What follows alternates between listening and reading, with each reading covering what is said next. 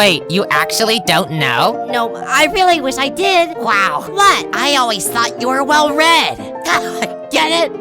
And I always thought you were wrong.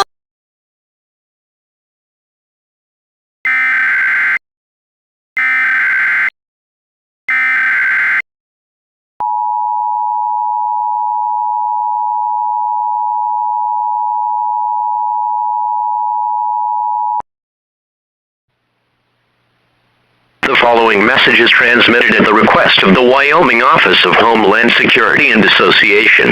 This is a shelter-in-place warning for the entire state of Wyoming. Due to an accidental release of toxic air from the north-central area of Wyoming chemical plant in Jefferson County, Wyoming, the entire state is under a temporarily shelter-in-place order. Close all doors and windows, close all fireplace dampers, and shut off any air conditioning units that connects to outside air. Have 3 days worth of food, water, clothing, medical supplies, and other essentials.